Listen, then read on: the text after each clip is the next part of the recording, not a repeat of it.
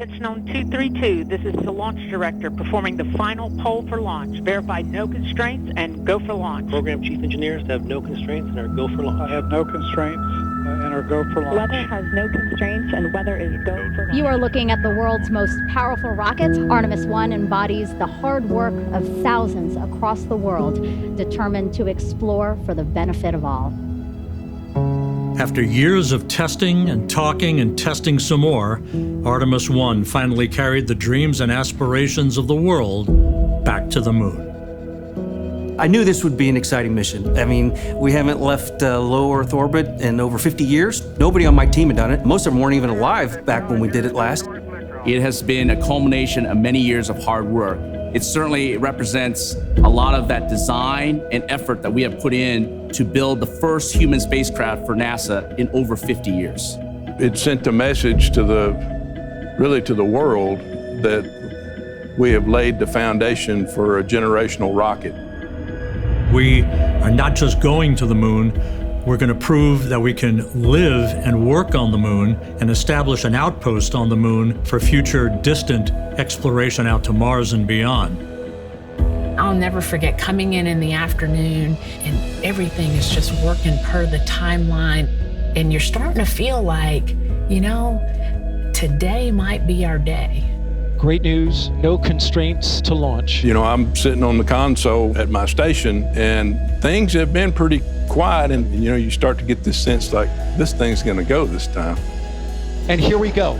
In the wee hours of that morning of November 16th came, it all fell together, and the payoff was a launch that shook you to your foundation and signified that America was back on the road to the moon.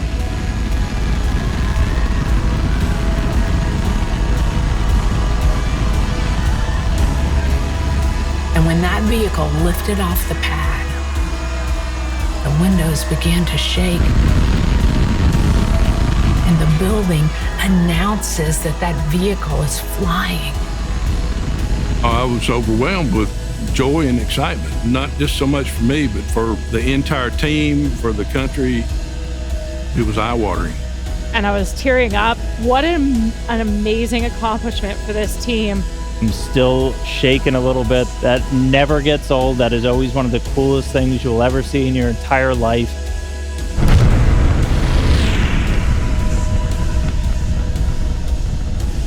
There's like, oh my gosh, this adrenaline rush just hit you. And I knew this is it. It's game time. We're off and running now.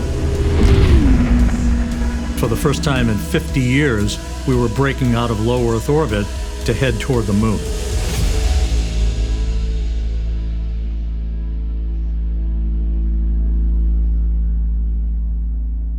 Held our breath, said some prayers, and then sure enough, it came out from the backside of the moon, and we were on our way to the distant retrograde orbit. Distant retrograde orbit, we're going to be about 38,000 miles away from the lunar surface. Artemis I traveled approximately 268,000 statute miles from Earth. One of the really fantastic moments during the mission was where we saw the first image of the farthest point that any human spacecraft has gone before. We see these images downloaded real time, and we would sit in the rooms and we would just pause the meeting. We'd pause the discussion, go, look at that picture. It's almost unreal. They really represented as if we were there on board the spacecraft, looking at the moon and looking at the Earth, our home. We're continuing to get some spectacular views from the Orion spacecraft. Orion now has its sights set on home. NASA's newest moon explorer, now less than 2 hours away to complete its shakedown mission.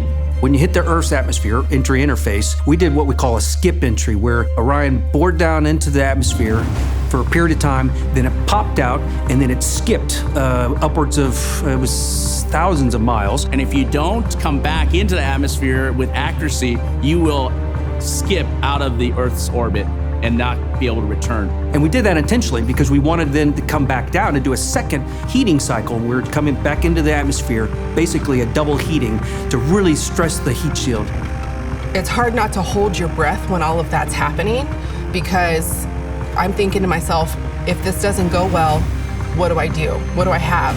That was the major objective of Artemis I. We had to prove that that heat shield would be rock solid to sustain a crew, because if you don't ablate the heat, you're done. And there it is, high over the Pacific, America's new ticket to ride to the moon and beyond now in view. Finally, on re-entry, that was a culmination of that 25-day mission that we waited with bated breath to make sure our baby came home. Splashdown, Orion, back on Earth. And when it hits the water, everyone just goes. It's just a rush to get to the capsule as quickly as we can. And so the teams, they feel the sense of urgency. The small boats move, the helicopters move, we're taking imagery from the air. We handled the recovery capsule like it was a fragile egg. We wanted to make sure that the heat shield got all the data that they needed, that everything, all the mechanisms were preserved. From Tranquility Base to Taurus Littrow to the tranquil waters of the Pacific, the latest chapter of NASA's journey to the moon comes to a close. You could sense a sigh of relief in the flight control room in Houston, knowing that our job was complete.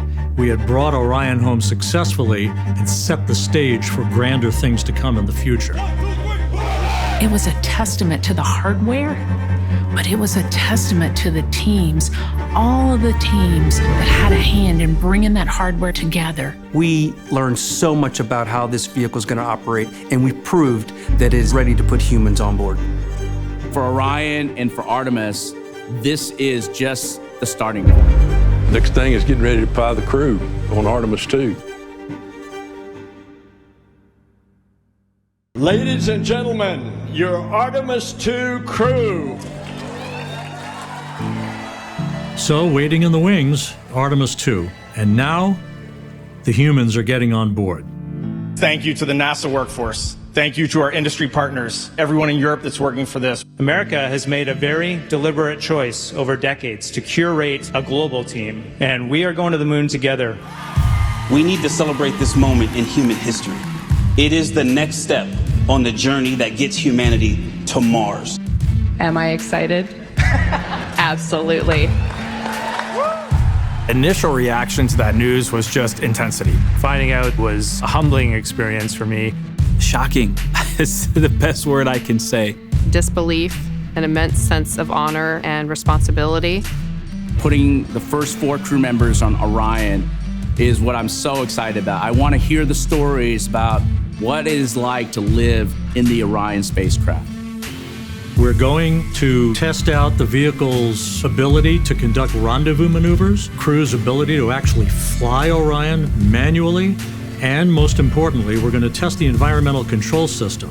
We got humans on board. We got to keep them safe. We got to keep them breathing. And then we're going to have them come back at that high-speed entry of 32 times the speed of sound to make sure that they can survive this for future missions. It's very exciting to fly crew, but it's also daunting, right? Because these are people, and they're putting their lives in our hands. This one needs to perform and will perform as good or better than the first one did. And so we have new launch commit criteria, we have changes to our procedures, changes to our timelines. We have new systems for crew, we have new systems in the capsule, we have an emergency egress system, we have new recovery systems.